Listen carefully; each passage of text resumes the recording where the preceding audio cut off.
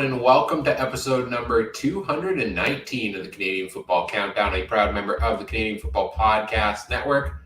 We're here to preview week number 8 of the 2023 CFL season. Season is very much underway here, and we've reached week number 8, including the big TD Atlantic game, which we'll talk about this week as well. We'll take a look at the major matchup storylines, fantasy players to watch, make our betting picks for each of the games as well. I'm Ryan, joined by Trey and Adam here tonight. First up, Trey, how you doing?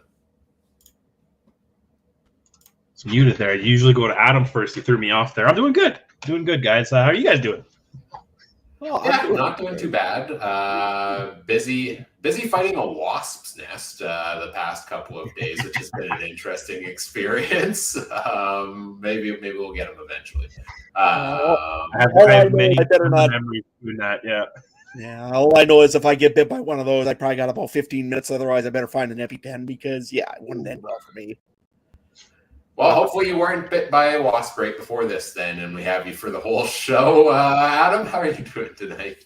Well, hey, didn't get bit by a wasp, so all good that way. Just looking at my neighbor who just finished polishing up his combine, who sent me a snap of it because, Farmer Snap, that's pretty much all we do is show our shiny combines.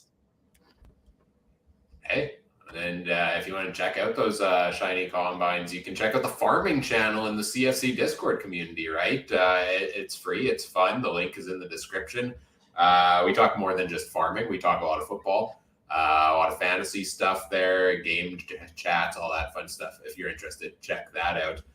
We're also live tonight on our YouTube, Facebook, Twitter, and Twitch feeds, thanks to our presenting sponsor, Game Time TV, which you can learn more about by visiting GameTimeTV.ca or Facebook.com/GameTimeTVMB. Also, we do want to acknowledge that the Canadian Football Countdown is brought to you from Treaty 1 territory, traditional territory of the Anishinaabe, Cree, Ojibwe, Dakota, and Dene peoples, and the homeland of the Métis Nation, as well as from Treaty 4 territory, traditional territory of the Cree, Saulteaux, Dakota, Lakota, Nakota, and Métis Nation. We'll take your comments, we'll take your questions, live chat. See a couple folks piling in there already. Good to see. A good evening to you there as well. Mike's not here tonight. Yeah, he was busy again. But if you want to get Mike's thoughts on things going on in the CFL, I hyped up the Discord channel already. We got a weekly bonus show going there as well, the Drive Home Call-In show every Tuesday. And Mike's going to start joining me as the regular co-host for that. And we take comments and questions from the Discord community there, posted on the audio feeds the coming day. But if you want to get in there and ask questions for us on stuff from the week before, check that out as well. Should we get into our first game of the week here, boys? I think we're ready to do that, unless anybody's got anything else off the top. Let's go. Let's do it. First game of the week, Hamilton in Ottawa, Friday night. No Thursday game this week. Friday night is when the week kicks off. I'm going to miss the Thursday nighters, not going to lie. I like them. I might be in the minority there, but I like the Thursday game. I don't like having to wait till Friday for another weekend of CFL football. 7:30 p.m. Eastern time. Let's go to you here, Adam, with some storylines. Well, first thing first, the Dustin Crum train, it just keeps chugging along. Last week, I know, Ryan, you jumped off the train even in fantasy. For shame. But nevertheless, he's done real well so far in his first 2 games. Maybe not in the first 2 quarters, but definitely has a little bit of a flair for the theatrics at the end of the games. What does Kahari Jones, and this is a question to both of you, is what does Kahari Jones have to do to keep the Dustin Crum train on the tracks, right? Keep designing the game plan the way he has for the last game and a half, right? He's had a couple designed runs, and they're 63 yards rushing again this week for him. Pretty respectable numbers for a quarterback when a lot of teams starting running backs don't hit that. And just keep, helping him develop his passing skills. He got better at that this week, I thought, and sky's the limit with him. Trey? No, I agree. And I think just you got to keep mixing up things, because the one thing that will slow down the Crum train here will be when defenses start learning how to actually cover him. And I think you got to keep enough inconsistency in that offense. And I think it's something we've been complaining about here in Winnipeg. It's too predictable. It's too bland. It's too vanilla ice cream. I think Kari Jones, sorry, not Kevin Glenn. Kari Jones needs to get the chocolate syrup and sprinkles out for his ice cream with that offense, right? Yeah, absolutely. And I think the big thing that they need to do is they need to convince him to start throwing the ball a little bit more. He seems to have a really good arm on him. He just seems to like to take off a little bit more. And that's maybe because, again, he's not seeing all the plays. So as he develops, I think that'll help a little bit. One thing I always always cringe a little bit, though, when I see young quarterbacks starting up in the league, and the first thing they do is see a big wide field like the CFL field is and take off to the sideline, start running. So I hope he doesn't develop that, make that a habit. I mean, he is a good running quarterback. Don't get me wrong. That's a good thing to have. But you also got to throw it, too, in the CFL. And I want to see him throw maybe those more intermediate to longer passes, maybe a little bit more. That being said, I mean, you can't really complain about the start that he's had for sure. And, I mean, I think he's got a good offensive coordinator in there. I mean, an old quarterback in Kari Jones, that'll make him see the whole field as it develops. So I think he'll be all right. Over for injuries, I mean, there's still quite a few here for the Ottawa Red Blacks. Javon Santos Knox will be out this game. I think that's more, again, 6-game injured list. He'll possibly be back next week. I know he's practicing. Same with Shaq Evans. He's got a limited with a hand injury. Jackson Bennett, he's going to be out this week. Still a head injury. I'm not sure what that's all about. Dante Bull was fully practicing, so that's good. Same thing with Jerry Johnson Jr. However, Thursday he stopped practicing, and he will be out. And I think the big name for the Ottawa Red Blacks will be Lorenzo Malgin IV.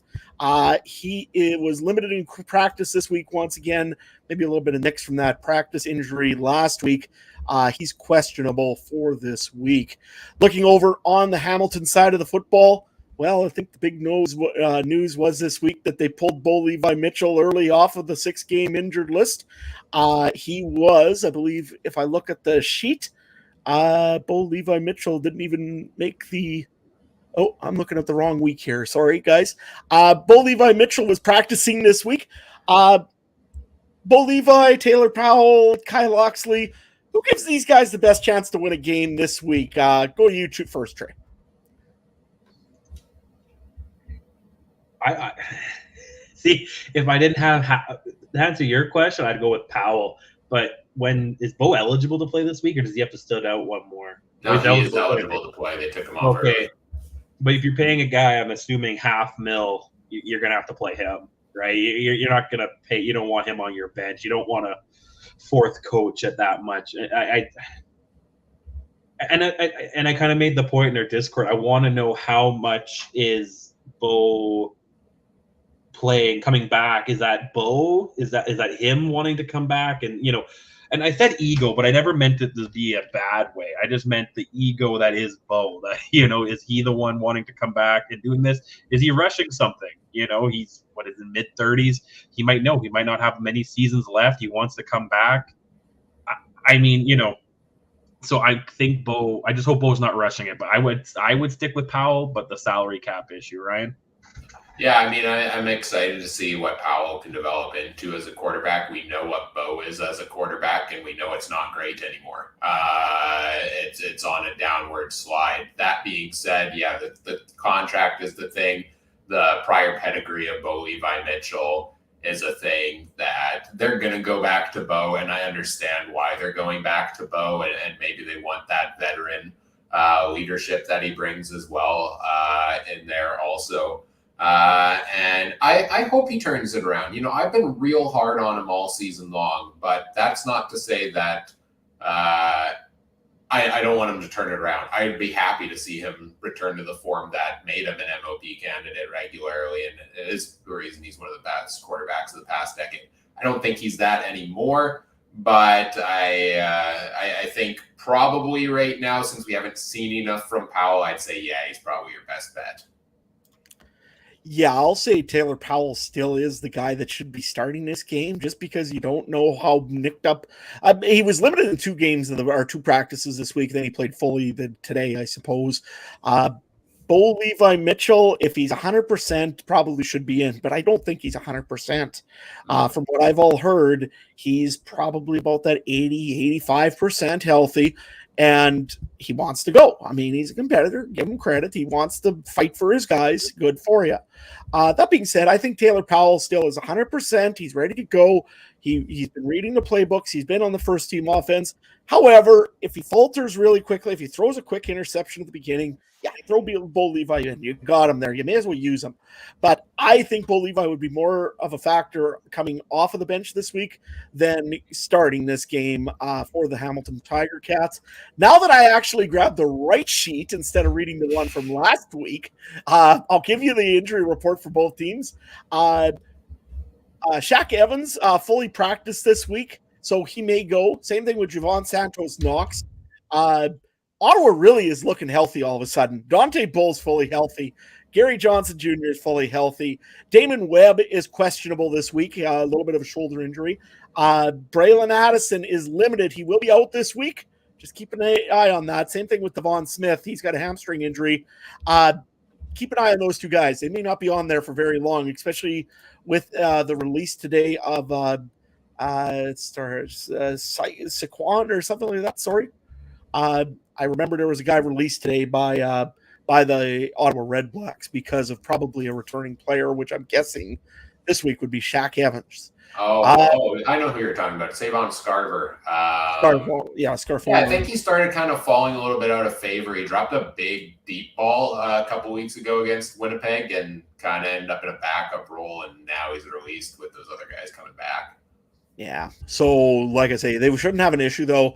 Looks like Shaq Evans will be back here, which is great signs for the Ottawa Redblacks. They get even more pieces. Over on the Hamilton side of the football, we have got Vosane Joseph, linebacker, shoulder injury at first. He's back for now. Bo Levi, we've talked about him. Chris Van Zyl is out this week, non-football related. Dylan Wynn is also out this week, the D lineman. Knee injury for what I'm seeing on him. And it looks like the Hamilton Tiger Cats get a couple pieces back and a couple pieces are going to be off now.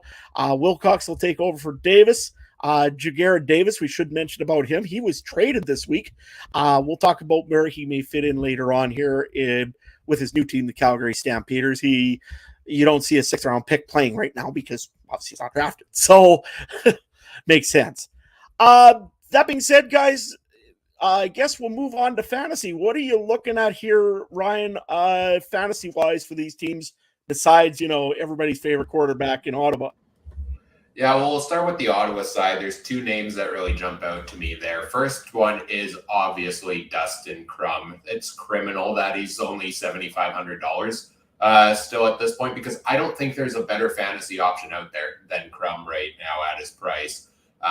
In 2.5 starts since he's taken over as the starter, Crum has averaged 29 fantasy points in that time. His rushing may start declining a bit. I expect it to over time. I mean, 60 yards a game, 70 yards a game, that's tough. He's had a couple big runs. The question is, can he keep that up? But I think his passing is getting better too. He completed 79% of his passes last week. If you're looking for, a guy that's almost certain to hit his value at his price in fantasy and a potential captain, I think you strongly in this match have to consider it.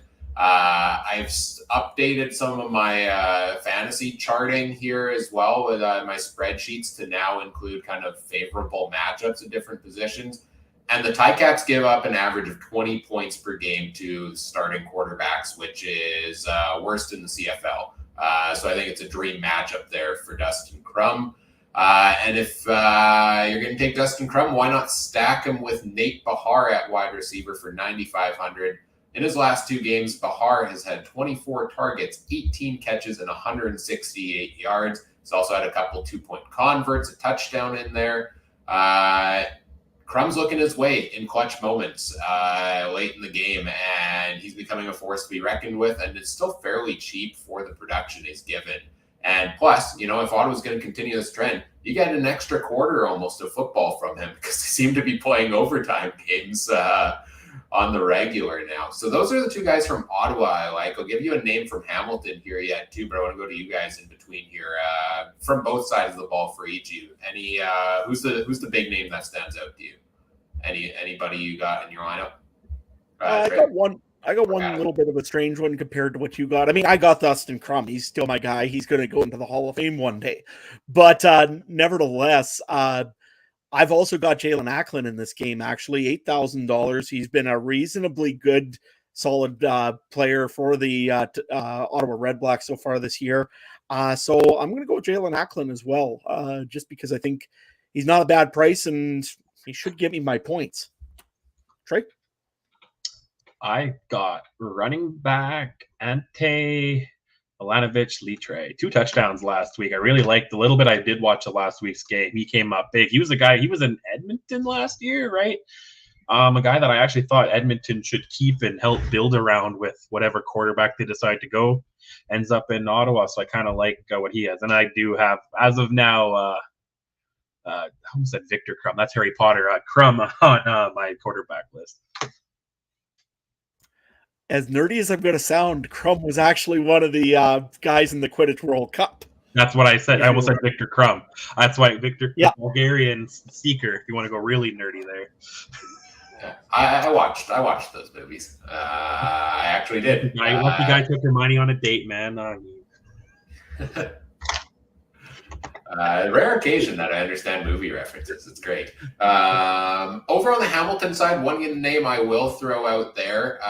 First of all, no James Butler for me this week. Ottawa shuts down every running back they face. They average like 3.6 yards on the ground against per carry, and they shut Mills down last week. So I think if you're going to look at it, I like Terry Godwin actually as a pick here.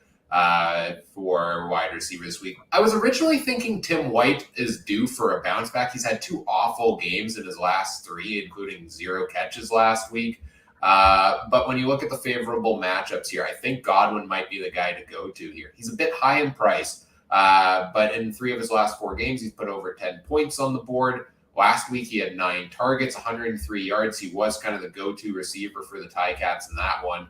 And he typically lines up at the left side wide receiver position, which the Redblacks give up an average of 13.6 to that spot, worst in the CFL in that category against the left side wide receivers there. So another case where if you're going to pick a guy here in this Ticats offense, he's cheaper than Tim White. He's around the same price as the Duke Williams. Seems like Godwin's getting more of a role in the offense. I'm willing to take a chance on him there. Let's move over to our betting picks for the week, Trey. Yeah, for sure. Hamilton rolls into the nation's capital. Ottawa home favorite -3.5 for Friday Night Football. Ryan, I hate Thursdays. Then you're always bugging me to set my fantasy lineup when I'm out at playing slow pitch. So this week I don't have to worry about it. And betting-wise, I got till Friday night. I'm going to take the Redblacks. Sure, Hamilton's got a lot of people coming back, but that's not always necessarily a good thing either. They haven't practiced. They haven't played. Like Adam said, who really knows how Bo's going to be? I think 3.5 is a very, very juicy spread. So I'm going to take Ottawa over under. I am going to go. I took the under. I wrote down, see if you can see, I have them all in front of me there. I took the under. So Ryan, let's go with you first.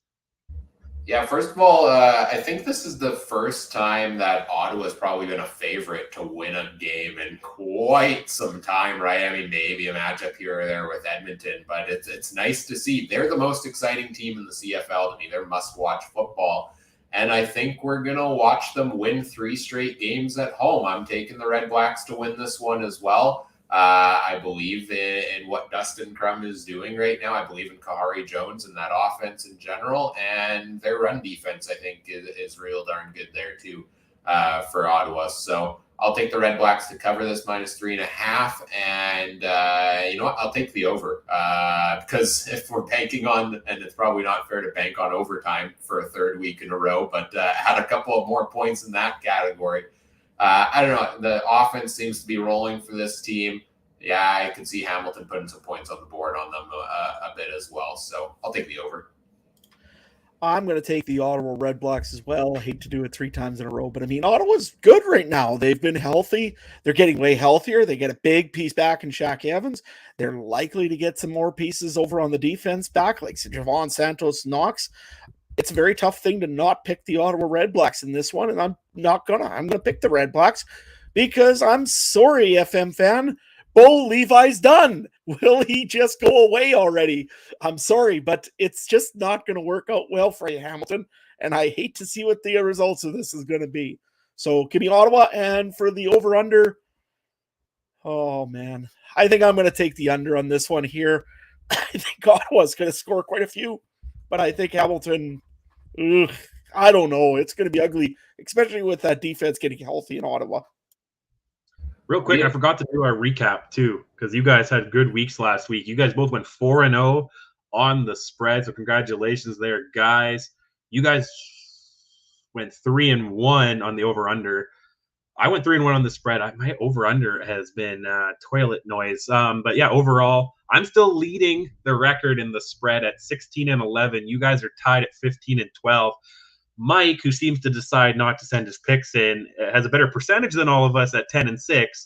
But if he misses one more week, he's going to get DQ'd from this. I can only handle so much, Mike. I don't care how famous you are and all your other engagements, man. You podcast first. And then spread, Adam's winning the over/under at 15-12. Ryan and I are tied at 13-14, and Mike 4-12. He might want to be DQ'd from the over/under on how that one's going. And I forgot to do the season totals, but if you bet with us, you guys would have made 83-42, and I would have lost 11-85. I'll add that to our season totals. And you know what? Incentive to check out our Discord page. I'll put it up on the Discord page, people. So come check that out. Awesome. Yeah, I was a bit disappointed you didn't stick with me with the over on this one, Adam. We had such a good run together last week, and now we're deviating. But we'll see what that brings for the next game here. And yeah, Trey, I wasn't going to let you move on to the next game without highlighting how good our week was. So I'm glad you brought it up. All right, game 2 this week is the Touchdown Atlantic game. The Saskatchewan Roughriders are visiting the Toronto Argonauts, but not at BMO Field. It's over in the Atlantic region. This game is Saturday, 4 p.m. Eastern time. Adam, what we got here? Well, first things first, let's talk about the touring Saskatchewan Roughriders. They are off and on their way to Touchdown Atlantic after playing in British Columbia, and then they got to stick around and play in Montreal. Who in the world scheduled this?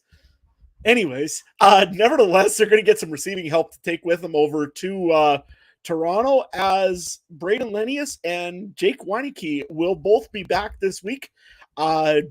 Lenius is coming back from a lacerated kidney, of all things, in the last preseason game against Winnipeg. Apparently, he lacerated his kidney somehow, which, wow. Nevertheless, sounds a little bit tough. Anyways, they had actually quite a few guys practicing this week for the Roughriders. Peter Godber, which is a huge piece for the Roughriders to get back, will probably be playing this week. They also made a signing this week, the Roughriders, with defensive back Tremaine Washington, who played with the Calgary Stampeders last week. Had the league lead in interceptions in 2021 with 5. That was also a shortened year, so, take that with a grain of salt as you will. My big question, though, is in Saskatchewan right now, the pitchforks are the lit, and they're aiming straight for the heart of Craig Dickinson. There was a lot of angry people, if you catch the call-in shows in Saskatchewan last week, talking about the lack of a play call from Kelly Jeffrey, how they wouldn't adapt to things, and then the last minute and a half there with the onside kick. I know that there was a lot of upset people in Saskatchewan about Craig Dickinson maybe making some bad play calls and bad decisions going into that game. What do the Saskatchewan Roughriders need to do in this game? And this is probably a loaded question a little bit. I mean, they're playing the top team in the league. It's going to be tough to come out with a victory, especially crossing the country and all the other reasons in this game. But what does Craig Dickinson need to do in order to get those pitchforks maybe pointing somewhere else? Because Rider fans are angry right now, and I don't know. Is it just win, or is it what needs to be done in Saskatchewan to pull the pressure off of Craig Dickinson? Ryan? They need to play to win because I don't think their game plan was necessarily doing that last week. Last week, to me, seemed like they were playing to get Mason Fine eased into the offense because he's going to be the starting quarterback going forward the rest of the way. It was short passes. It was safe passes. There was no stretching the field there. And if you do that in most games, you're probably going to lose. If you do that against the league best Toronto Argonauts, you're going to lose. You are going to lose this game if you don't take chances, right? That nobody's been able to beat them yet. It seems like you kind of have to try for the fences with some of these things. Try airing it out downfield there a little bit. Mix up your play calling. Yeah, it's good to get the running game going. I can't believe for once in a while we were actually saying the Riders ran the ball too many times last week because they didn't seem like they had it going. But yeah, a little bit more creativity in there, and let Mason Fine loose and see what he can do is my thoughts, Trey. Yeah, you hit it pretty good there, but I'm going to ask this question: which Dickinson should be fired first? Because Calgary is not that hot either. So when everyone's getting mad at this one, I'm thinking, well, the other one's not doing great. Could both brothers be jobless by Labor Day? That would be a very not fun Thanksgiving. But, but they won't be home. Yeah, they'll all be home for once. Yeah, they won't be up here. But, I don't know. Saskatchewan to me is slowly looking a lot like the Bombers' Drew Willie era, and a little bit before that. I'm not meaning that rude, but a little bit where the organization doesn't seem to fully care. No, I'm just saying, not like talent-wise, but it seems like there's a lot more issues than just on the field product, right? There seems to be GM, there seems to be the fan base isn't happy. This is all screaming Winnipeg over the last 10, 20 years, right? Now it's just unfortunately moved down 6. That's funny. Maybe they should just switch jobs. I like that one, Richard, in the comment. But unfortunately, the bad luck has seemed to just move 6 hours down the road there. Yeah, he's got to play to win. You don't play to tie. You don't play to not lose. You play to win. I don't know. Is he just trying to beat his brother? Like, is that all he's trying to do? Hey, if I finish third, at least I'm the favorite son this Christmas. Like, I don't know.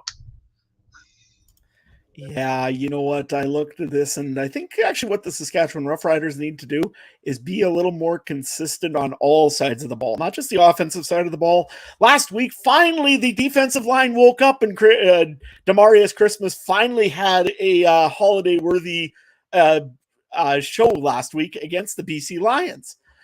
But then all of a sudden, there's no run game. And all of a sudden, you're not throwing Jamal Morrow out of the backfield. And if you do, he's getting smoked. It was all hitch passes and hitch screens. And I talked about this in the Collins show yesterday. It was driving me mental. If I hear the word hitch pass again, I'm going to probably throw my remote at the TV.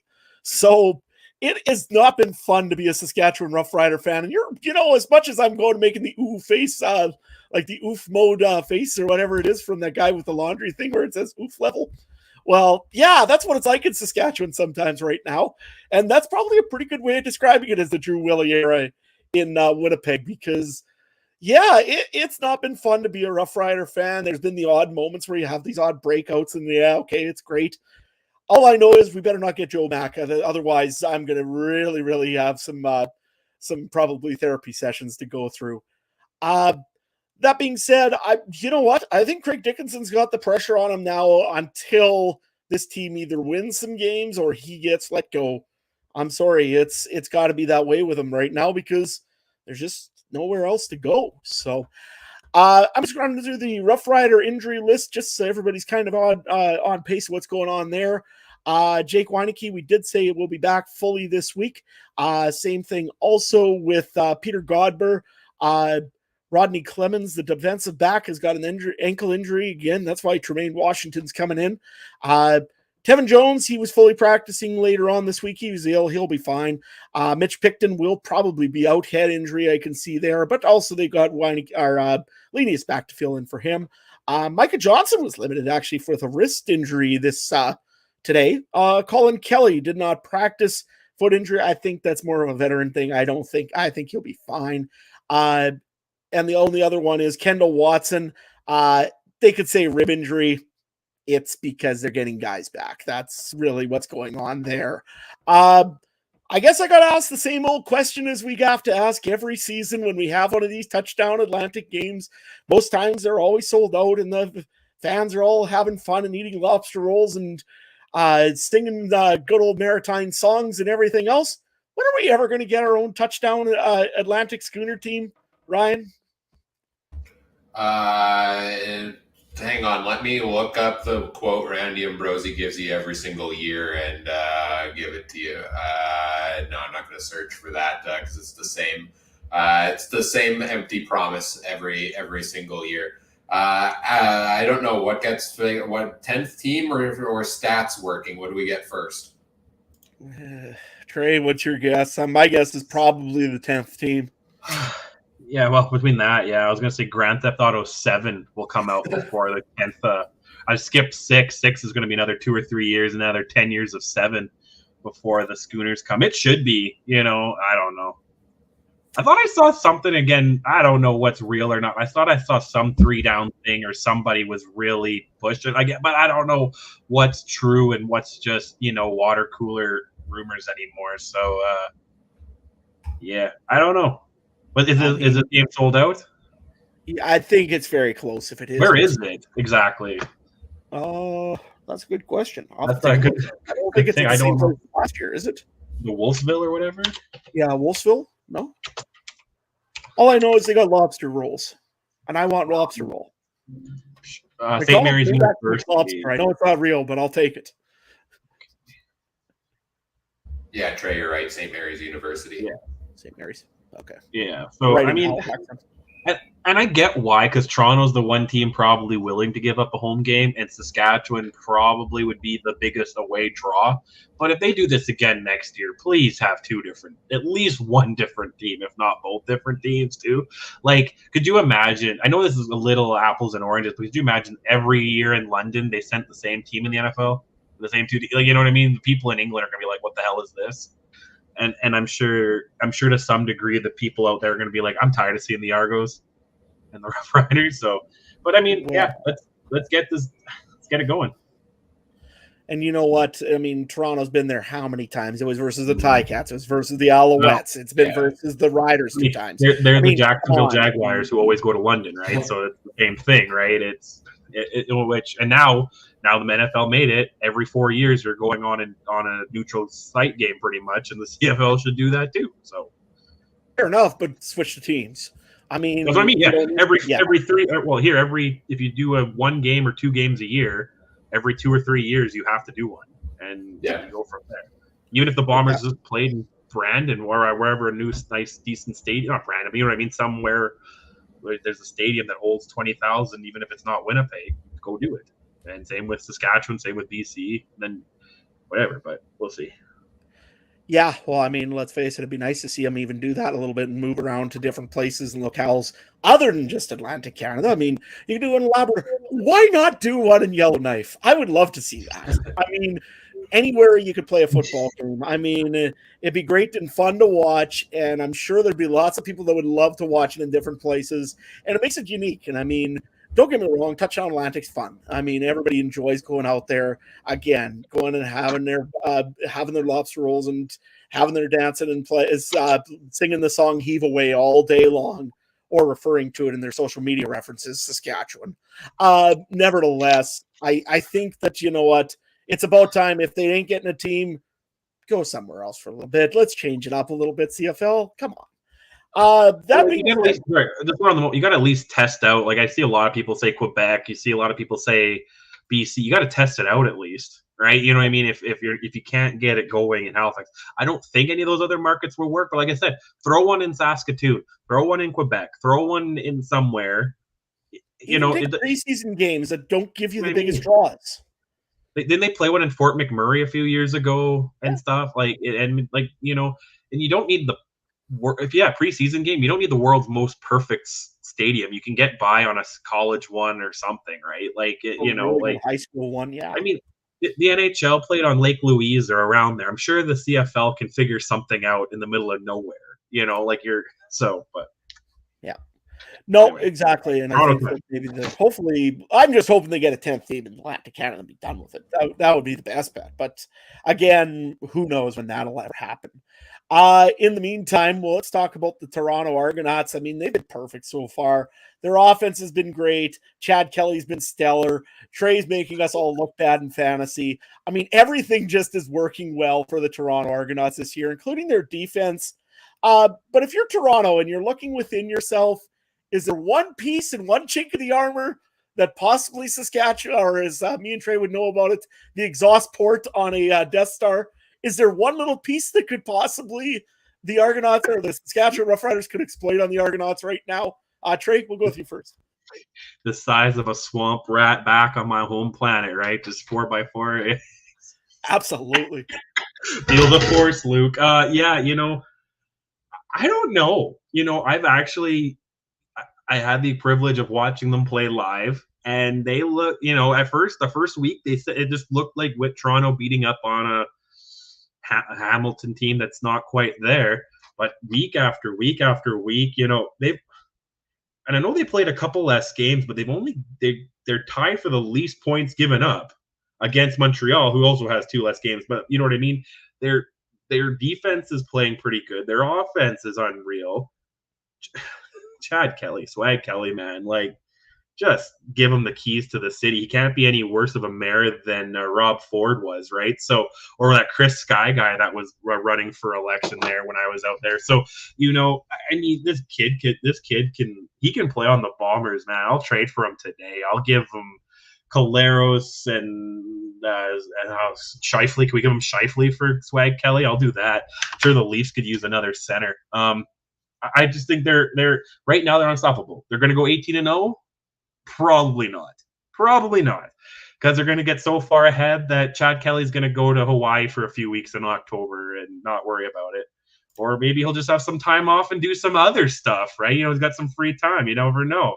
Could whatever. So I'm just really happy for Toronto. I was looking at my receipts over the weekend, boys. You know that.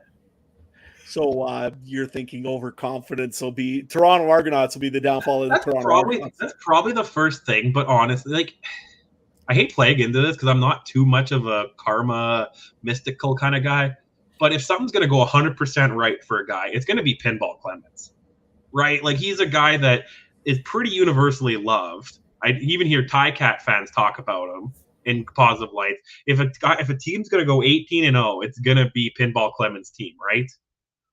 And no one's going to be mad about it. Everyone's going to hate if the Bombers went 18-0. But, if the Argos and pinball, right? So, Ryan, what do you think about this Argos team? Yeah, I mean, if what's going to cause their downfall, is it fair to say injury? Like that's the biggest flaw I can see here. But even then, at most positions, I would say they're set up okay. The one spot they would be is the one spot almost every team in the CFL has been hit so far, which is the quarterback position. If Kelly all of a sudden goes down due to injury, you're going to have Brian Scott as a backup or Cameron Dukes as your third string there. So, I think the Argos are looking good across the board. It's hard to find a hole. Maybe it's that passing defense. I mean, they've given up a lot of yards, but they're still getting it done there too. So, it's probably either going to be a mix of injury or a bad day, a mental error here or there. I mean, good teams have those as well. And I agree, they're not going to go 18-0, but I think they're going to very handily win the East Division this year. Yeah, I think really their only thing is their own kind of humorous, I think, could probably stop them right now. I mean, they are a very confident team, and they should be. I mean, they've absolutely dominated teams so far this season. Took on the BC Lions and looked like they just kind of did a casual walkthrough. So I think the Toronto Argonauts are really good. I mean, they've got a couple injuries, though, that you're right, Brian, that maybe will slow them down a little bit. Markeith Ambles has been limited in practice this week. Darius Bladak is still out with a foot injury. I'm sure he did not practice all week. Maurice Carnell, their defensive back, knee injury. You look Cam Phillips, shoulder injury. He did not practice on Tuesday. He did fully practice on Wednesday. Shane Richards has been limited. Another offensive lineman with ankle injury. Overall, though, DeMonte Coxey, I guess, is a big one as well. Did not practice this week with an ankle injury on Wednesday. He was limited on Tuesday. So there are a couple injuries starting to pile up a little bit for the Argonauts. But you're right. They have so much depth right now in most positions that they could probably play through it and not really notice very much difference. So I guess with that being said, which guys are you looking for on fantasy this week, Ryan? Now, before I get into the options, I want to quickly talk about kind of these projection models we've been using for our fantasy picks because we've been going off of kind of what I call the full value model, basically getting your money's worth for each pick you make. And I kind of had most of the season so far set that at 2 points for every $1,000 you spend on a player. But did have back and forth with one of our listeners, Justin, on Twitter this week that kind of led to the realization that the current overall leader in fantasy is averaging 120 points a week. And in order to do that, you really only need 1.5 points per $1,000 from each of your players if you can spend to the cap. And then as long as your captain hits full value and scores at least 15, then you're there. Then you're at 120. So I've been a little hard on some of these higher priced players up until now because I put that limit of 2 points per 1,000, which is almost like a 30-point week for the top tier guys. So we're going to dial that back a little bit and maybe focus on potential captains a little more going forward also here as well. But yeah, shout out to Justin for that conversation. Check out his YouTube channel, Bridgewater's Finest. Has some great CFL content going there as well. Just wanted to throw that out there before we get into these picks because there's some names in here that I haven't really mentioned in a little bit. But let's start with two guys on the Argos I like in this game. Chad Kelly has to be considered for fantasy at quarterback every single week. He's $14,500. And he's got 3 weeks at 28 points or above in his 5 starts. Yeah, that's pretty darn good. 8-3 touchdown and interception ratio, 5 rushing touchdowns on the year, and over 300 yards passing in his last 2 games. I mean, what more can you possibly want than what you've already gotten from Chad Kelly and potential for him to do it again this week? If you do put him in your lineup, I think making him your captain is a very logical decision as well. I know Trey's going to agree with me on that one. And I've been trying to stay away from the Argos receivers every week because you never know who's going to get the ball. But if Kelly's going to keep throwing for 300 yards a game and that spreads it around, you're still going to get a good day from some of those guys. So for the first time this year, I'll throw DeVaris Daniels in here as a pick. I know somebody in the Discord asked me about Daniels last week, and I was low on him, and he made me eat my words with an 18-point week. So 3 straight very solid performances quietly, between 12 and 18 points from Daniels. He's got a modest 17.9% share of the targets on average for the Argos this year. That's kind of middle of the pack there. But he's turning them into big plays. He's got back-to-back weeks of over 80 yards. He also typically lines up at left side slot back, and it's one of the spots the Riders give up the most to. So I think it's one of the better matchups against this Riders defense if you want to take an Argos receiver to stack with DeVaris Daniels. Anybody on Toronto or Saskatchewan for you guys before I go to my Riders picks here? Let's go to you first, Adam. Yep, I've got one different one that you don't have, and that's Curly Gittens Jr. Had a huge game against the Hamilton Tiger Cats last time. He's been getting better and better slowly, and he's not that terrible bad price to 9.9. So I'm going to bring him onto my team just for that reason, and also he'll probably line up against Marshall. So if he does line up against Marshall always lets one bad one against them. So that's my theory, and I'm going to get a touchdown on Curly Gittens Jr. that way. Yeah, I got Gittens as well, but I also got the workhorse AJ Ouellette. I think I've had him as my running back every week because I'm him and Han. I don't know if they're going to get the 10, but I could see the Argos being up enough where Ouellette and Harris might see the ball a lot in the fourth and those Maritimers are going to see some old school running football fourth quarter. So yeah, that's what I got. And of course, Chad Kelly. Come on, like I did have Crum. I admit I did have Crum because I thought, ooh, that salary savings. But when I was just listening to Ryan talk about him, and I was like, nah, I got to put him back in. He might unfollow me if I don't put him in, so got to keep that going. You got to take your guys, right? That's a big part of fantasy is believing in the guys you believe in there as well. Yeah, Gittins was close to making my list this week as well. Didn't consider Ouellette only because the Riders have pretty good run defense, one of the best in the league. Give up the lowest fantasy totals, but like you mentioned, depends on what this game ends up being. If they're running lots in the fourth quarter, that could be good for AJ Ouellette there. My one pick on the Riders side here, which doesn't sound like either of you are going a Riders direction here necessarily. It's hard, right? Because I don't believe in Jamal Morrow against this Argos run defense and his usage. Obviously don't believe in Mason Fine. And their receivers are kind of in flux right now with those two guys coming back and seeing what kind of role they play. But I'm going to go with Sean Bain Jr. to play the matchups here. Last week, 10 targets, 10 catches for him. We'll see if he can replicate that with Mason Fine. Pretty solid year, 4 of his 6 games so far, above 11 points for him. And I think the Riders' passing attack is going to be a bit more aggressive this week. The Argos give up a lot of passing yards. I think they could be in a situation where they need to pass more just to stay in the game than they had to last week against BC. So I think they're going to be a bit more aggressive there, try to force the ball downfield a little bit more. And also left side slot backs put up an average of 15.5 points against the Argos. It's the worst in the league, including 20-something point performances from Keon Hatcher and Tyler Snead. So yeah, if I'm taking anyone on the Riders, it's Sean Bain here for the matchup at the position there. In that one, speaking of matchups, what is the line here, Trey? -10, and that one for a Toronto threw me off. I was talking about it with you guys in the Discord. Usually the home team gets a 3-point benefit.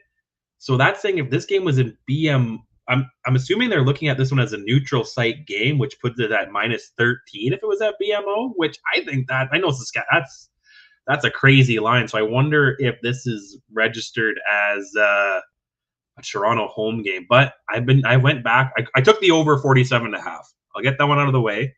I need to talk this. We got 2 minutes. I know, Ryan, you're looking at the clock. You got to do your timestamps. I should go with you guys first. You guys were the undefeated last week. Ryan, Mr. Ryan, who do you have in this one?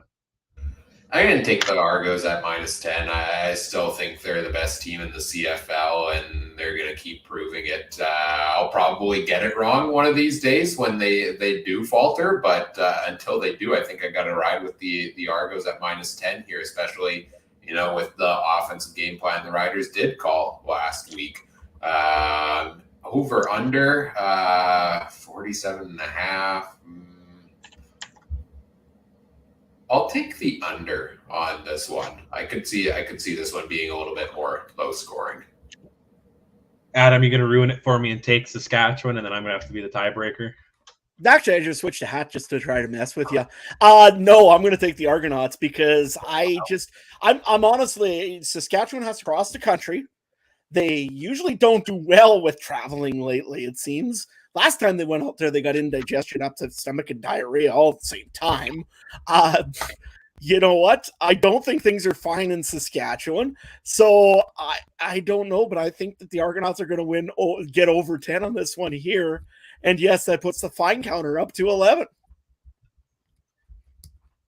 You take the over, sorry, or no? Oh, the over-under I didn't say on. I could have misheard you.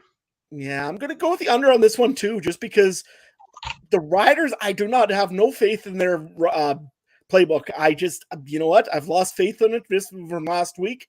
And right now, if they play like they did last week, it won't be fine. It's going to be ugly. And that way there, I think that the Rough Riders are probably going to end up getting killed on the field. Their Argonauts are smarter than this. They're going to force fumbles on those instead of just do short tackles like the BC Lions. So, yeah, I think it's going to be a long night for my soul Saskatchewan Rough Riders. And yeah, I don't think that the call-in show after the game will be very fine. Okay, I'll take the over and I'll take Toronto. I can't go against the two guys who went 4-0. I just hemmed and hawed. I couldn't see this being 13 if it was in Toronto. So I'm just really, yeah. And Richard, no, Chad Kelly's not going to get hurt, man. He'll break his leg and still play and still throw for 5 touchdowns. And yeah, the bend don't break. That's why I got my whiteboard. So next time the Bombers give up 400 passing yards, I'll have the Coach Trey defense up here. So. I hate Ben. Trey Colbeck after hours. I like it. Oh, man, I could. It's a simple zone. Anyway.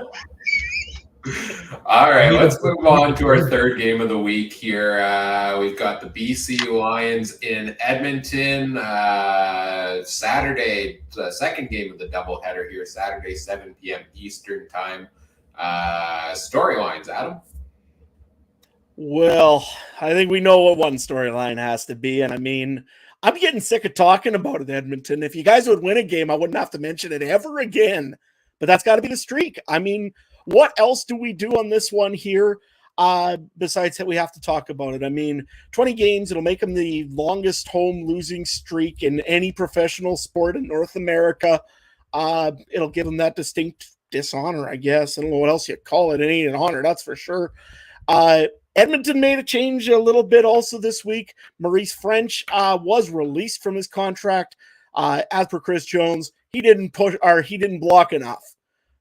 First things first, I want to get your guys' thought on that. But does Edmonton even have a hope in this game with the offense that came out for the last few weeks? I mean, Taylor Cornelius has looked rough. Dylan Mitchell maybe had a little bit of a comeback game, I guess, against Winnipeg, if you want to say that. Otherwise, this is going to be an ugly game, I think, and unless you guys think that maybe the BC Lions with the best sacked leader in the league with Matthew Betts are not going to come out, I don't know. How does Edmonton's offense win this game, or can they? Trey? Their offense, no. Their defense, unless Dane Evans comes out and has a debacle of his first game back, I think that's the only way Edmonton. That and special teams, right? Like, you got to get their defense is going to have to put their team in situations where they're forcing second and longs to a guy who's making his first start of the year. They got to force a guy to, in his own zone, and then they're going to punt it in field position. I think that's the only way they can win it. And yeah, Ryan, what do you think? You hit the nail on the head. That's exactly what I was going to say there. Is the offense probably won't win them this game. The defense will, and if the offense can do just enough to put over the top there, that's how they get it done, right? Their defense has been pretty good. Like, even last time against BC, they held them to 22 points, and that was with VA. So if with Dane Evans starting, if they can get to him early in the game, that makes Edmonton in the game for me in that sense. But yeah, Trey looks like he's chalking up a play back there. He's just thinking about it, how he's going to make this work. Flea flicker. Exactly. Go for the double reverse followed by a flea flicker. Anyways, that's probably the only way Edmonton's probably going to get points in this game, to be honest with you. Kevin Brown, I mean, maybe he can get a couple good runs off. I mean, he hasn't had a good season all year so far. I think that has a lot to do with the offensive line I play in Edmonton. But, yeah, I hate to keep sounding like a broken record on here every week, but until Steve Sorrells and Steve McAdoo are going to be out of here, there's not going to be much done by the Edmonton Elks offense. It's as simple as that. I don't like either one of their play calls. They have no real steady plan for anything on what's called in first down or second down. It's just, there's no rhyme to reason. The offensive line is in shambles, I still say, because they're not making any blocks or anything. I mean, the only way that they seem to get first downs is either blown play coverage or it's Taylor Cornelius trying to run out for a yard or two. It sucks, and it's terrible to watch in Edmonton. And this week you got Matthew Betts to deal with. So, have fun with that, I suppose. Injury report side for the Edmonton Elks, actually, they're kind of pretty healthy right now. AC Leonard is limited in practice here on Wednesday. Hamstring injury. Manny Arsenal as well. Knee injury. I haven't heard of him all season. I still didn't realize he still played because he hasn't had any plays this year so far that I've heard of. Oh, he's missed most of the year, Matty. Yeah, he was limited this week in a knee injury, so he might be just coming back if I'm not mistaken. Actually, because like I said, I haven't heard of him like all year so far. Woody Appleton, I think he's coming back. I think from a knee injury. He did fully practice. Niles Morgan, chest injury. I don't know what in the world's with a chest injury, but he's fully practicing as well. Also, the other one to kind of keep an eye on. And Edmonton, I hope you're not playing games with me, Chris Jones. Ed Gainey, the wide receiver, is got a chest injury, is limited in practice. I put it the way it is because you never know with Chris Jones. I didn't even notice that. That's great. Ed Gainey listed as a wide receiver on the injury report. I want to see it honestly now. I want to see Ed Gainey go get a 30-yard like just absolute boot and get it. Maybe that's what they need to do offensively to win the game. Put the defense on the offense. I mean, I can't seem to have no problem with that. That being said, let's look on the BC side of the game here. Really quickly, I mean, they've done very well. BC can breathe a huge sigh of relief, I guess. First things first, Vernon Adams, the injury to his knee doesn't seem to be anything serious. It's all structurally sound from what everybody has said. He will miss this game, which is kind of a disappointment. However, it's the Elks. But Dane Evans steps in here. I'll be honest, he looked a little bit rocky against the Saskatchewan Roughriders last week. Didn't really have great passes. He had a couple missed passes to Justin McInnes. Just not really on tap with his receiver. But again, he gets full week of one's practice this week, so maybe he'll improve. Or do you really see the Edmonton Elks defense putting up something with him? I mean, they aren't known for giving a good run game, and I mean, Shivers is back there, and they still have a whole pile of weapons. But is Dane Evans going to be a problem with the Edmonton defense, right? I don't think so. I'm confident that, I think I said this the other day, I'm confident that if Evans had to play longer term this season, and he doesn't because VA will be back next week, I don't think he's lighting it up as a top quarterback in the league, but I think he's delivering respectable performances and returning to kind of that potential Evans that had the hype over in Hamilton before he really struggled last year. That's because I just believe in the offensive game plan of Jordan Maximic over there in BC and a lot of the pieces they have there. But I think big key for him is also just, again, good match against Edmonton, get that run game going. Because last week against Saskatchewan, they had a rough time with that as well. 10 carries, 21 yards for Shivers last week. They got to get more out of him for that. Trey, what do you got? Can Edmonton do anything with their defense to mess with Dane Evans? I don't know. I don't think so. Like I said, it's possible, but you got to throw the book at him. And he's not, if he gets a big win, it's not the surprisement like of Crum, right? This is a guy who's been in the league and should play and I expect, maybe he hasn't played the best, but we expect he knows what's going on. This isn't the rookie coming in. This isn't the, new guy who's been holding a clipboard for a year or two. This was a guy who has been games away from Grey Cups, right? Games away from, and maybe one of the better quarterbacks in the East, even as of late. He beat out Mazzoli. You know what I mean? Like he's a guy that clearly deserves to be in this league. So I don't think so. Like again, when we're looking at this line, I'm probably going to take the under, but if Dane Evans decides to have a game and puts BC over that 43 somehow, or like, you know what I mean? That's a loss I'm willing to take, right? Like that I'll be like, okay, he did it. But yeah, I don't know. I don't think Edmonton's got a chance in heck in this game, which sets up an interesting game next week, potentially 6-1 BC against a 5-2 Winnipeg on Thursday night. So hopefully that game's on the American CBS Sports.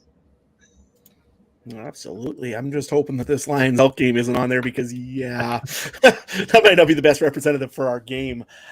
Injury-wise for the BC Lions, I mean, there isn't really much to talk about. Vernon Adams, we mentioned already. He's limited with a knee injury. Jalen Edwards-Cooper, defensive back, he's got a knee injury, was limited on Wednesday. And I guess the only real big one to maybe keep an eye on to worry about is Dominic Rhymes. He did not practice so far this week. However, he knows the playbook. He might be also just getting some rest. I don't know what the story with Dominic Rhymes. He may be also injured. It's very hard to tell with BC. Well, he left. I think he left last game due to injury. So I I don't know if it's a new injury, re-aggravating what he missed a game earlier this year from, but I would assume that's what it is. Yep. One quick thing also with BC, they do have a running back controversy, as much as they don't want to say they do.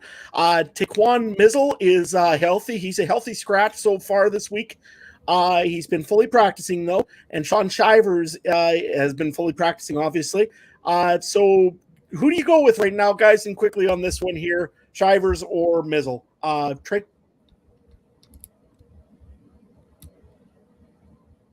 You're muted. Sorry, guys. I'll go Mizzle. I honestly don't know too much. Like, I can't honestly say I've watched too much, but that guy, he stuck out to me a little bit when he was healthy. All right. Yeah, I was thinking similarly that there's not much tape on either of these guys. So, I would lean Shivers. He had a big game a couple games ago, and then he fell flat last week. But was that just a matchup with the Riders there? So, selfishly, I want it to be Shivers because he's $8,000 cheaper in fantasy. But we'll see. We'll have to watch those depth charts when it comes out because I think it could be either guy. So you're telling me that we should be consulting Brandon and Saunders in our college football guy to see who should play this week, in other words. Yeah, of course. Always consult with him. Absolutely.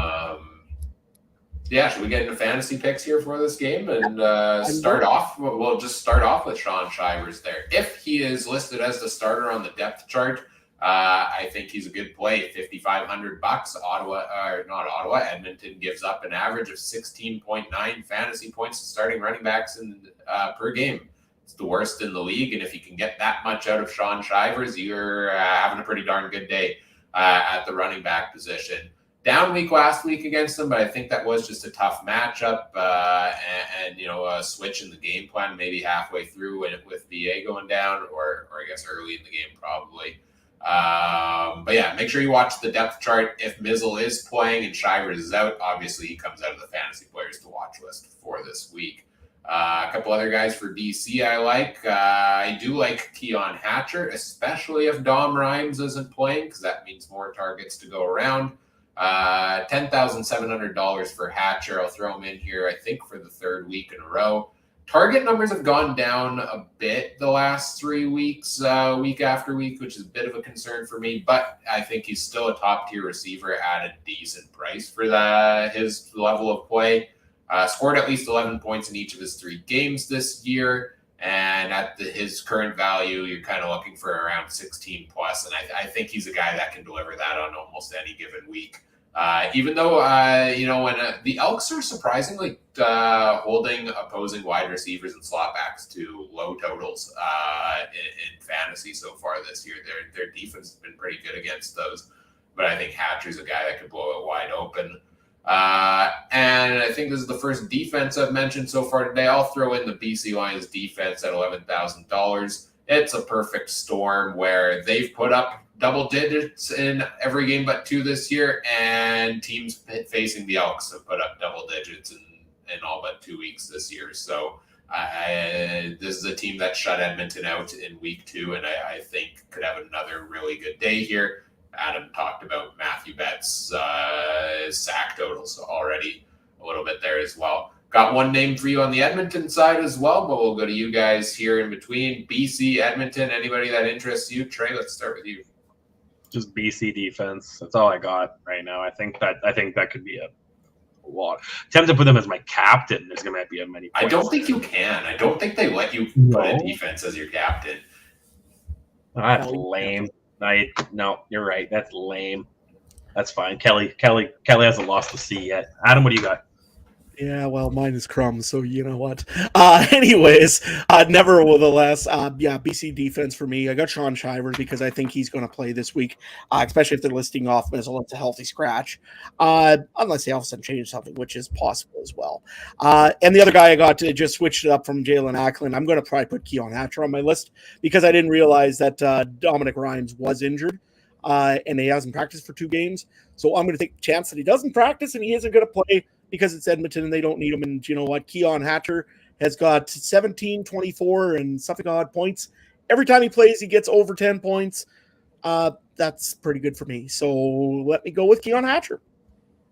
And no Right Elk. on. Not a chance I'm taking an Elk. Nobody on the Elks. And you know what? If Mizzle is the starter at running back, he's a lot more expensive. I thought I saw him at something like 13,000. I would honestly still, if he could make it work salary-wise, consider putting him in just because the matchup is so good as well. And I don't love a lot of the other running back matchups this week. One name I have on the Elks side, he's pulling me back in, guys. Dylan Mitchell. I expected such a big year from him. Started terribly, but he's $9,500, and could we be starting to see the version of him we expected to? 11.8, 21.5 fantasy points in his last 2 games, including 18 targets. Yeah, the matchup with the Lions isn't great, but could it be worth taking a chance on the continued resurgence of Dylan Mitchell? I would probably put him at the lower tier of my fantasy players to watch, but if you want a contrarian pick or want to take a chance on something here, yeah, I'll give you Dylan Mitchell. I think he could be in for a pretty solid week here for the Elks. BC Edmonton, what's the line at right now, Trey? 8.5 in favor of the road team, BC. Over-under is 43. Not a lot of points. I guess the odd makers think Edmonton's probably going to put up 10, which leaves 33 for BC. So I'm going to take BC -8 and the under. I think this game's going to be, like I said, 30-10 kind of game, and if that. So, Adam, what do you have? I've got the BC Lions. There's no way Edmonton. I'm sorry, Edmonton fans. I want you to win a game at home because I'm sick of talking about it in the previews every week about the streak. But you know what? It's not going to happen against the BC Lions team. BC's just too good. Matthew Betts is crazy. I think we're going to hear another what is happening from Dustin Nielsen this week. It's BC Lions all the way for me, and I'm going to take the under. I don't see much out of Dane Evans either, but I see a lot more out of him than I will out of the Edmonton Elks. I'm going to take the Lions here as well. I'm going to take them at -8.5 to win this game also, although, you know, with Dane Evans starting, it is kind of tempting to go to the Edmonton route here.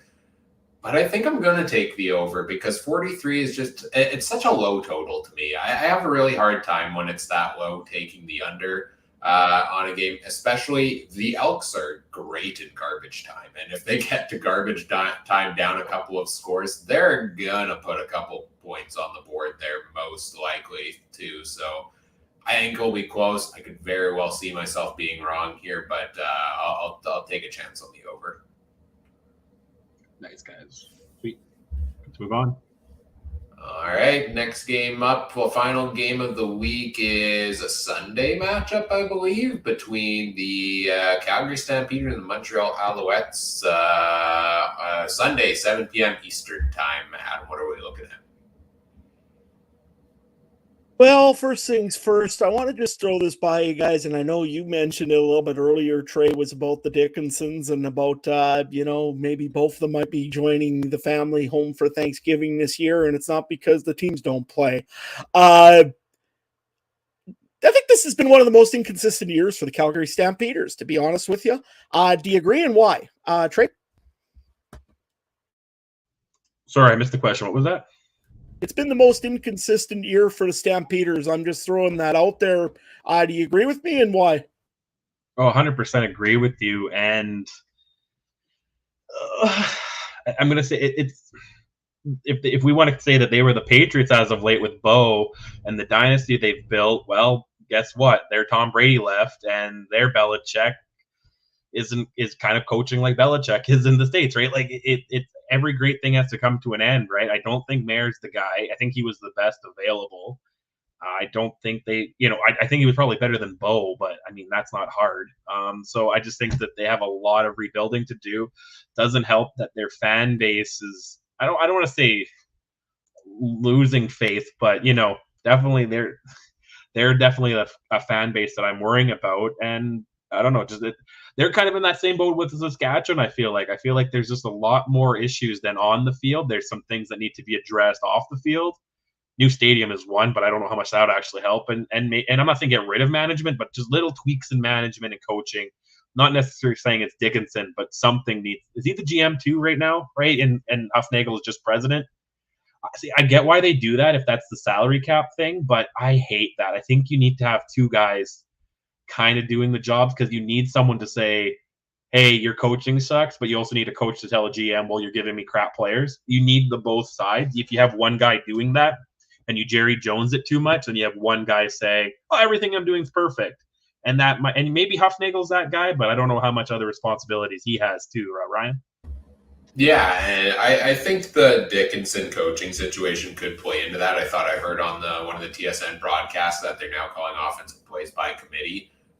When Dickinson, if I was understanding correctly, used to have more of a hand, obviously, in that role, and he was just offensive coordinator. And then when he was coach and offensive coordinator, I think that could play into it a little bit. Also, is it fair to say, despite how many changes the Stamps have every year because other teams or the NFL purges their players, their one mainstay for the past, decade was Levi Mitchell at quarterback, the veteran, star quarterback there that made a huge presence both on and off the field and in the locker room there. So they've got a younger crew now. I mean, they've got a young quarterback. They've got a really young wide receiver core, a couple, rookies in there even that are playing good, but taking a bit of time to gel and things like that. So, this is a Calgary team that I think it's weird to see them taking this bit of a step back, but it's also a team, and I said this on our call-in show the other day, that I expect as the season goes along, they're going to get it together. I think this team is going to find a way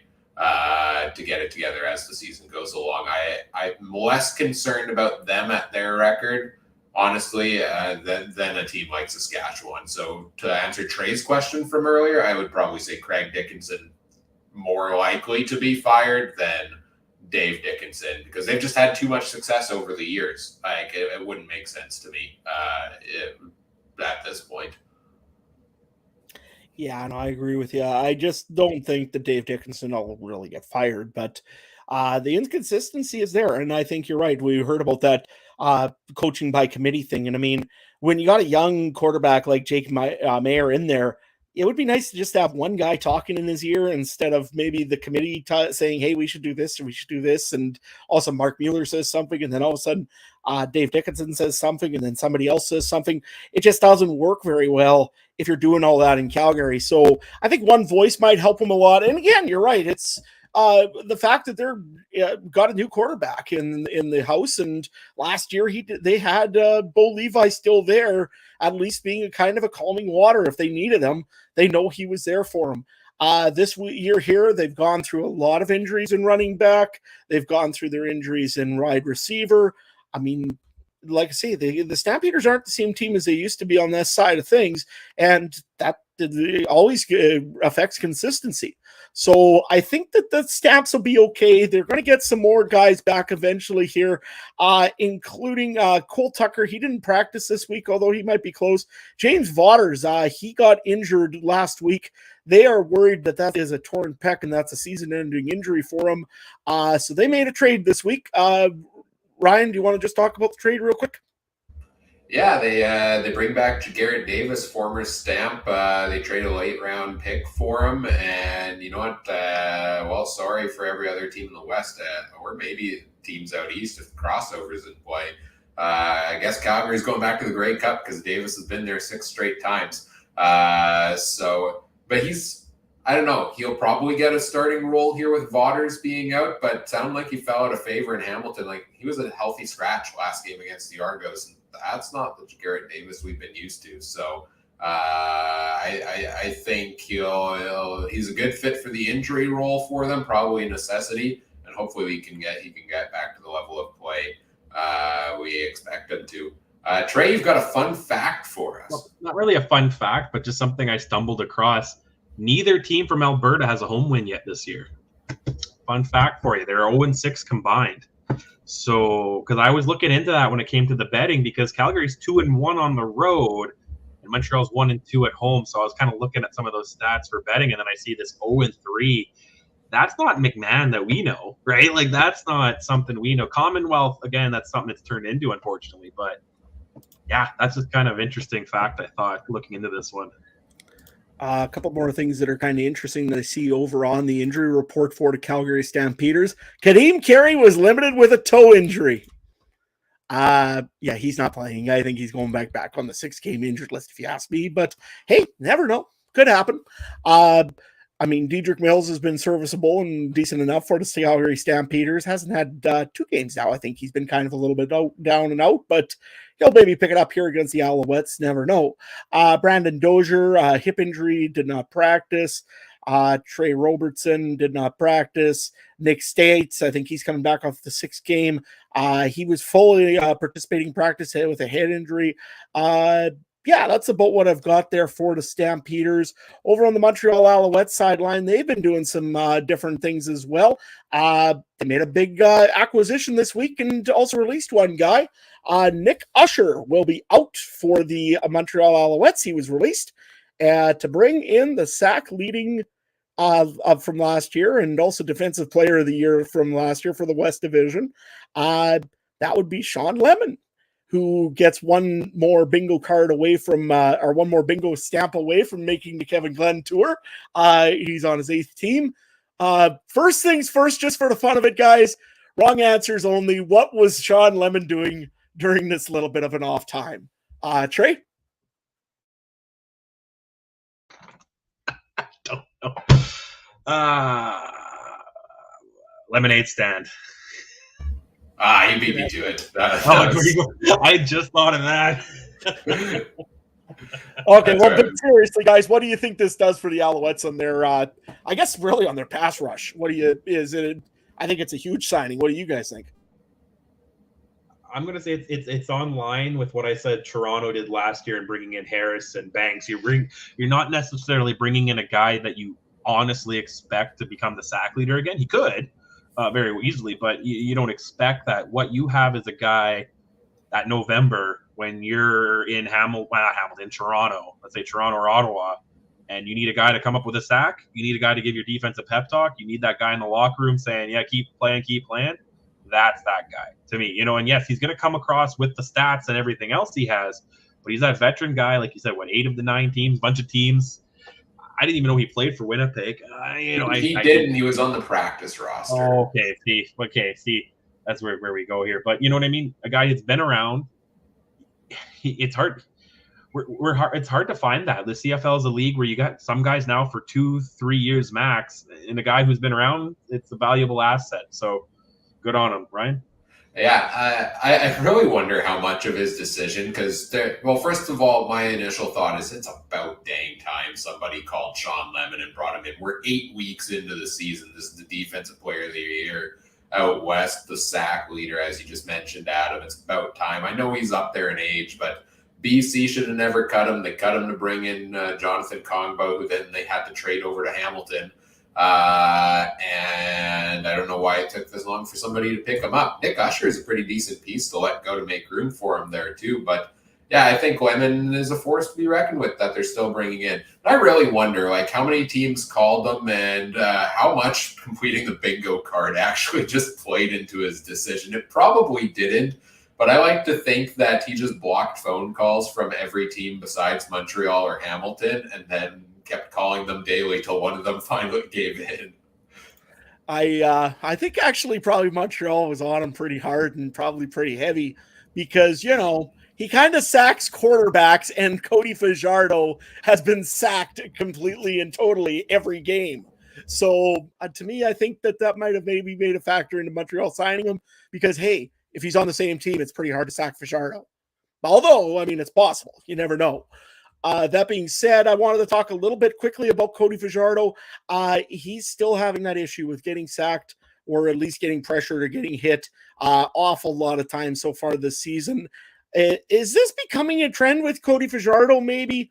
Or is it just the offensive line, or what is it with Fajardo and being found by the defensive linemen or defensive backs or linebacking the defense of the other team? Trey? I think it's just bad across the board this year. In the league, there's too many quarterbacks looking up at that sky. So I don't want to put too much on Cody. I think this is a whole other topic, and maybe I should have a driving home show, even though I work from home on this. But I'm really getting concerned about the talent in some positions. We have some of the best receivers in the world. Some of the catches last week between Blue Bombers. Who else? There was a couple other guys that Lawler had one, and then there was a couple in the Toronto game and other games.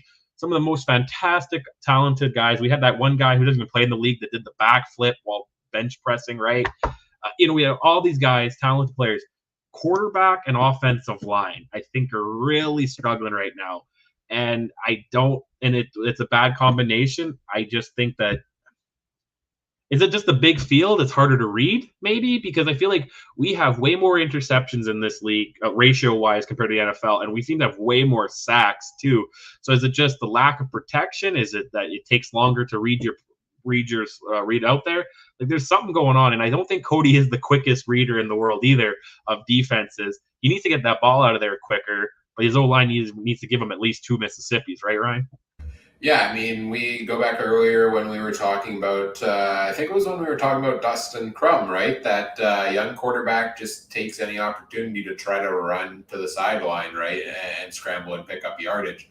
Cody Fajardo ain't a young quarterback anymore, but he might be one of the biggest culprits of doing so. He tries to escape the pocket for the sake of escaping the pocket, when he often doesn't need to. So I think he does. I think his play style does play a little bit into the sacks. Yeah, not fully. I think the game plan, I think the offensive line, all of that contributes. But I think Cody's at fault for some of it too. Yeah, I think I seen that last year. I mean, Cody used to run into the sack, is what everybody used to say, because he was trying to leave the pocket. He was worried about trying to make that big pass or trying to make that big play. And yeah, look at Montreal. I mean, they're rated right now. I think they're still at tops for the passes for 20 yards plus, I believe, if I'm not mistaken. So it means Cody's looking for deep passes again. And when you're doing that, you're trying to extend the play a little bit, and that means you're running into somebody that's going to get you. So that being said, looking over on the injury report over for Montreal Alouettes, Keontae Evans, he's fully practicing. His leg is okay, I guess, defensive back. Tyson Philpo has also been practicing fully. He probably will be back pretty soon with that leg injury at the beginning of the year. Same thing also with Greg Ellingson, has been practicing fully with the knee injury that started him off this season. So I'll predict that he will be back here very soon as well. Some big names coming back for the Montreal Alouettes soon. Maybe not this week because of the 6-game stuff, but we'll see what happens here, I guess, as the week goes along. Ryan, anybody in fantasy for the Alouettes that you're taking a look at? Yeah, a couple of wide receivers, but it does muddy it a little bit if Ellingson's back, if Philpott's back. But you know what? For now, at least, even this week, if they're coming back, you got to ride with Austin Mack for another week. $12,000 is his price. I've started, tracking target shares for each team, and Mac has the highest in the CFL from guys who have played more than one game. 30.2% of Montreal targets have gone towards Austin Mack. That means you can expect Cody to throw the ball to him. Basically, every third pass that he throws is going to Austin Mack. I think it'll be interesting to see what his role looks like with these other guys back in, because you would expect maybe a guy like Ellingson to take over kind of a good chunk of those. But for now, I think it's safe to go back to the well. So I'd do so again this week and maybe put him into consideration for captain, although I think I like some of the quarterback plays we've talked about better there. I'm also going to throw in wide receiver Tyler Snead at $6,100. I really don't like chasing touchdowns. Like, the 3 touchdown performance last week isn't sustainable. He's probably not going to do that again, and people are going to pick him thinking he'll do that again. But for a team that's desperately looking for their third option at receiver right now, given his lower price, I'd take a look here for his continued growth. But again, if the injury reports come out, I could see a case where he even falls off the roster or into a backup slot if some of these guys come back. So I may take him out of fantasy contention there. Montreal or Calgary, who are you guys thinking of taking here in fantasy, Adam? Well, I've got Austin Mack. I mean, duh. I mean, he's taken so many receptions and taken so many targets at him. I mean, you almost have to pick him right this point. And I think that, oh no, sorry. I've also got one other guy from the Calgary Stampeders. I'm going to take a chance here and just say that Dedrick Mills is going to have a good game. He's had two kind of little bit off games. He doesn't have three, I don't think. So I have a funny feeling that he's going to run the ball quite a bit against Montreal. And I think he's going to have a pretty good game. So we'll go with Mills and Mack for me. Yeah, I went with Ryan and that with Snead. I liked what he did last weekend. Pretty cheap play. Even if he's a backup, doesn't mean he's not going to get the ball, right? So he could, you only need one catch to get the touchdown. And right now I got my same name brother, Trey Odom's Duke. Just, I don't know why. I just have a bunch of salary left, and I just went with some big receiver from a different game, honestly, just to spread out the love. Yeah, I think that's a pretty valid strategy to spread it out there a little bit as well. And you guys touched on two of the three names for Calgary that I was about to bring up here as well. I've got Dedrick Mills, probably locking him as one of my running backs for this week. Last week he got stymied by the Red Blacks, but I expected him to. They have the best rushing defense in the CFL, in my opinion. Mills has been the focal point of this offense for the last little while, and with Kadeem Carey coming back soon, that could get interesting. But we've seen teams lean on their running backs against the Alouettes at some points as well. So I expect Mills to get right back into the heavy role in the offense we've been seeing him have up until this point. I also really liked your choice there of Trey Odom's Dukes because at $10,700, he's had 6 or more targets in every game this year. And last week had his biggest game, 101 yards, touchdown for him. He also has a decent matchup. Lines up at left side slot back. The Alouettes seem to be most vulnerable there in the passing game, giving up 12.2 fantasy points per game. So, I mean, Jake Maier seems to be getting better. He put up 450 passing yards last game, and if he continues to get some more confidence back, I think that could lead to another great day for Trey Odom's Dukes. I also think it could lead to a good day for Mark and Michelle, who is still really cheap at $6,000. I called my shot with Michelle last week on this show to say, stick with it. He's getting 6 targets a game. They're not going for a lot of yards, but all he needs to do is break one of them for more yardage and you're set. And while he hit a 93-yard touchdown and then added another one and finished as the top receiver in the CFL in fantasy last week. So unlikely to reproduce that again, but I think he's still a sturdy value play nonetheless at $6,000. I also see a comment here in the chat from Richard asking about William Stanback in this game against Calgary. I have struggled to put William Stanback consider him in my lineup. He's more involved in the passing game now, which is what I like to see. But he's also getting so few carries a game that it seems like he's not producing. As his salary drops more, I would consider it more. I think it's around $8,000 now or something like that. But as of right now, I'm not necessarily looking in the direction of Stanback. But I could be convinced to if the matchup is right. And you're right, the Stamps do give up 14.5 to starting running back, second worst in the CFL. So I would consider it potentially. All I can say on that one is Jason Moss does not run a running back usually, so that's my reasoning for no. I like it, but I mean, I like that Calgary does give up a lot of run yards, and lots of those were against Jamal Morrow. But my thing is, I think that I do not like Jason Moss for running a running back. So.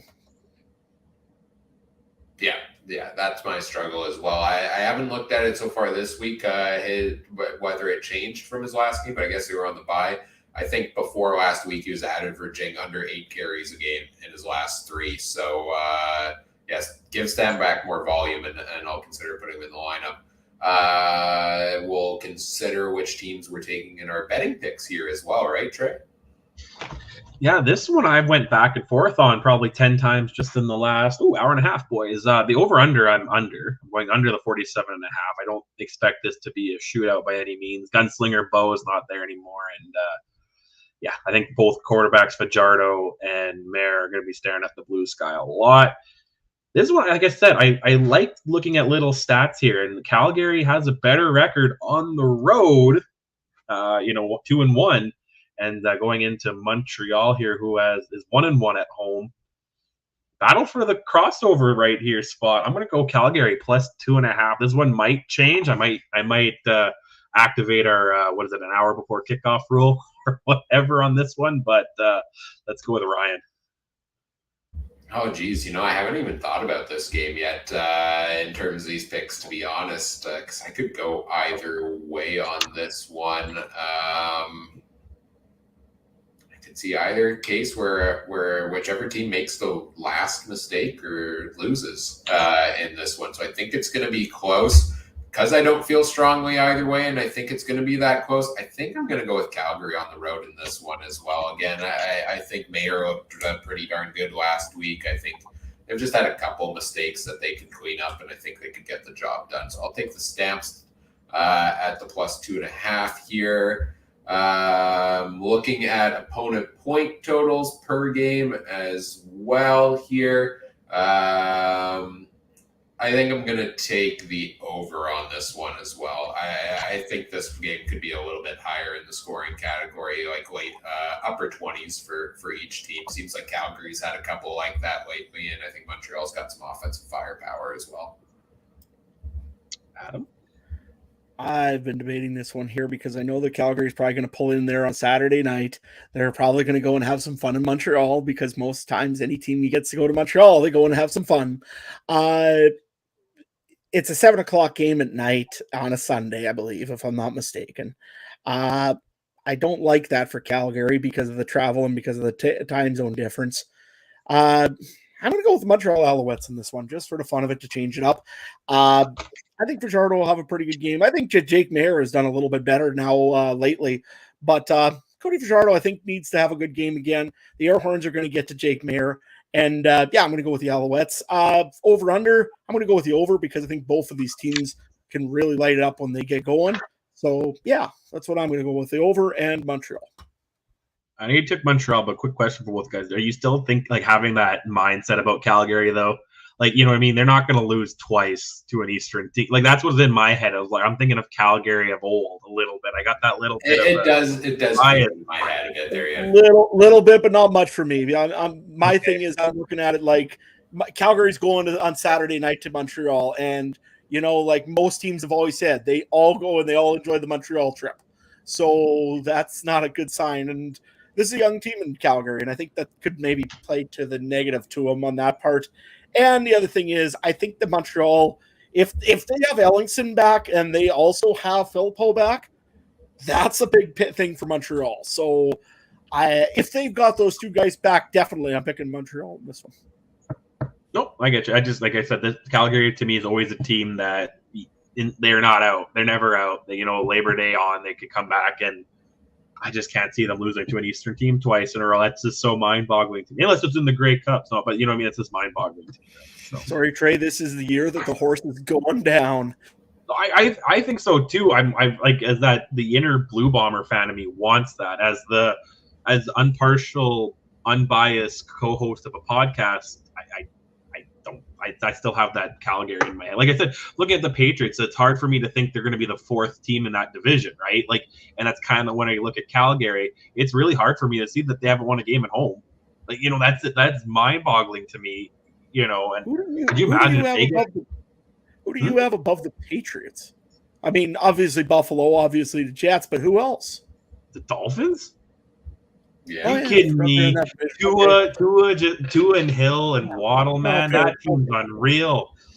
I completely always forget that the Dolphins are in the same division. Never mind. Unreal. If anything, I'll put Patriots over the Jets unless Streffler plays. That's it.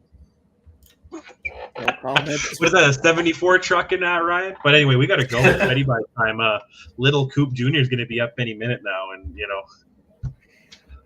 Well, first we'll get into we'll take a quick look at fantasy league stuff here. I don't really want to talk about this, so I'd be fine with skipping the draft league recap just to cut the show short. But I think a certain someone here won't let me.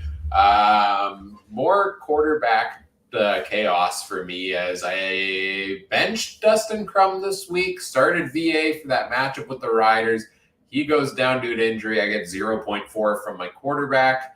Also get 0.2 from Tim White, who did nothing this week. And Dom Rhymes goes down due to injury and only puts up 1.2. So I finished with 51.9 on the week. An awful, awful week here for me. Next lowest was Mike at 84.6. His leading producer was Kenny Waller coming back from injury in that one, or I guess Caleros at 18.3. Trey, you beat him by a point thanks to Chad Kelly's 28-point game there as well. Curly Gittins Jr. also having his best game of the year for you. And Adam, you finally did it. You're getting yourself back in the race here. 111.6 points for you in this week. Taylor Powell put up 19, and all of your receivers, Nate Bahar, Dylan Mitchell, Trey Odoms Dukes, putting up over 20. The floor is yours to gloat here for a couple of seconds. Well, pretty much. I would like to thank the Academy, and I'd like to thank all the guys that let me draft all these guys because they didn't pick them. And I think I did pretty good this week. I don't call it a comeback, though, because, I'm still way in the basement, and I haven't seen light yet. Looking at the overall leaderboard here for the season, I'm still in first at 576. Trey, you're in second at 556, so 20 points back of me. It's tight race now. Mike's just 2 points behind you. Adam, you've got, I think, 60 or 70 points to go still to catch up there. But hey, you're getting yourself back in the race. You made up 60 on me this week. I'm under 100 points behind now. At least I'm happy about. I can't even put VA on my injured reserve because they're going to dress him as the third string quarterback this week. So that's fun. That's okay. He's only missing 1 week. We're also all playing, the three of us, in the CFL Podcast Fantasy League. This week, I finished with the second highest score, 123.7. I beat Daltz from Rouge Radio. Trey, you're getting just bad luck here in fantasy some of these weeks. Good week for you, 113.3 points in fantasy, but you lost to Travis from 2 and out, who put the top score up on the board there. Bad luck, hey? Yeah, it's not my year in that league. I'm coming for you in the other one, but that one I don't know. I always get matched up with the top scorer, and I'm gonna be like a point off of this week with the league average thing. It's gonna. Yeah, I'll get to that in a second. Yeah. And Adam, narrow defeat. You lost to Steph from Go Stamps Go by 2 points this week in that league. It's a tough loss for you there as well, but hopefully a bounce back for you both this week. I moved into first on the overall standings. Thanks everybody for keeping my seat warm for 6 weeks. It's nice to have it back. But this week gets really interesting. It's free-for-all week, so there are no 1v1 matchups. So I'll say just check out all the other great shows on the Canadian Football Podcast Network. But we're all playing league average. You beat the league average for the week, you get a win. You lose, you fall below it, you get a loss. So let's try to put up 150-point weeks and just really skew the average to give a bunch of other people losses. I think it's going to be fun. I'm more excited about this almost than the regular matchups because I think it's going to be chaos here. Ryan excited about numbers. Who'd have thought? Yeah, you would never believe it. Do you know how many tabs my fantasy stats spreadsheets have by now? There's like 30 tabs. Yeah, I'm not done yet. It's only half done. In our Discord league, we play against a couple members in our Discord community that signed up preseason for that. I got some bad luck in this one because I put up a good week here as well, but I lost to FM Fan, who put up the highest week, 134 points. Trey also got bad luck in that league, lost to Tiepi. But Adam, you did win your matchup with Barry, so kudos to you in that one. Shout out to members of our Discord community because they're darn good at fantasy football. Like Trey and I have, I think, 2 of the top 4 overall point totals on the season, but we're 8th and 11th in the league because we keep losing our matchups with records of 3 and 4 and 2 and 5. So shout out to everybody for having good seasons of fantasy football. How is Mike ahead of both of you two? Like, Mike is doing good in that. Yeah, he is. His first year, his rookie season, he's crushing it. Yeah, doing well.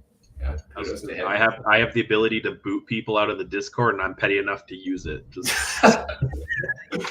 All right, let me just okay. Let's wrap up the show so I can go adjust some Discord permissions. No, it's fantasy. I got stains on all my underwear when it comes to betting and fantasy this year. I got to do a big turnaround, boys. Maybe I need to go into the wilderness darkness for a few days. Yeah, as long as you take your backup quarterback with you.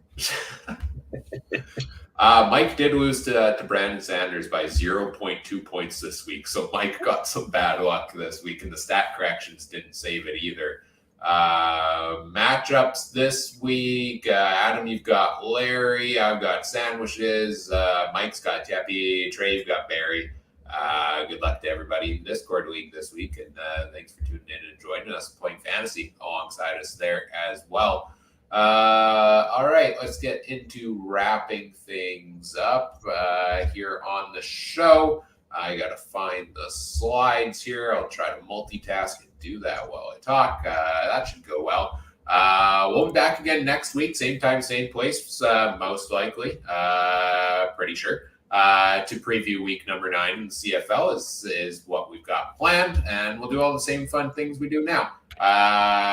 Talk storylines, fantasy picks, and betting odds for way too long.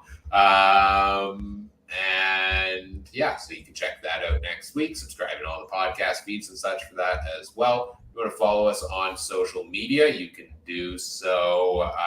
We are on x.com. Or I'm still calling it Twitter. I'm not changing it. I'm not giving it to Elon Musk. I hate that the logo has changed because now I can never find my Twitter tab on my computer anymore. But the logo will probably change 10 times yet. But follow us on Twitter, x.com, whatever you want to call it, at CF Countdown Pod, on Facebook.com/CF Countdown Pod there as well. I'm on Twitter at CooperTrooper42 if you want to find me talking about who belongs in the Hall of Fame next. Trey, where can people find what you've got going on? You've got something exciting coming up this weekend as well, don't you? Oh, yeah, it's my final day of race calling at Miami Fair. They had a 3-day mini meet, and it wraps up in Miami. So if you're in Manitoba, southern Manitoba, and you want to have a good time, free program, free admission, good times. And I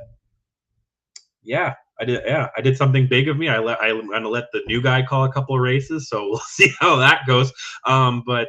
Yes, nicely. And if you want to listen to my horse racing podcast, I put it in the Discord, or follow me on Twitter at Trey Harnesslink. And yeah, there's my trophy. I won this. My team didn't win this. This is it actually is the most prestigious award you can win. So if you want to get some top knowledge harness racing action, so there you go, Adam. Top that. Yeah, I'm gonna have a little bit of a tough one to do that, I guess. I'm just taking off a big crop pretty soon, so that's kind of cool. About a week and a half away probably, and then brace yourselves. Combine photos are going to be coming rapidly at that point. You can follow me at Adam Stewart1 over on X Twitter. I don't know, the X Twitter X. I don't know, whatever you want to call it. All I know is I've got to go and change a whole lot of stupid handles and a whole lot of logos for my other job over for the car dealership. And that's going to drive me absolutely mental when I have to start going and finding all those.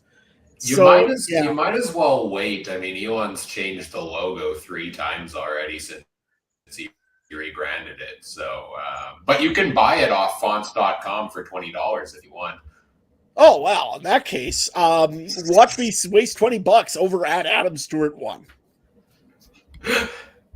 Waste it on worse things. You could buy an ant farmer too. It's fine. It's totally fine. Oh, there we go. Update the counter. I am not keeping track anymore. That's too much work. But yeah, fun night tonight. Thanks everybody who joined us and tuned in live, or if you're tuning in after the fact as well, whatever podcast platform you're listening on. We appreciate it if you do all the fun things such as like, comment, subscribe, rate, review, share the show with your friends, help us grow the show. We really appreciate that. Thank you on behalf of Trey and Adam, I'm Ryan saying thanks for listening, everybody. Take care. Have a good one. Bye.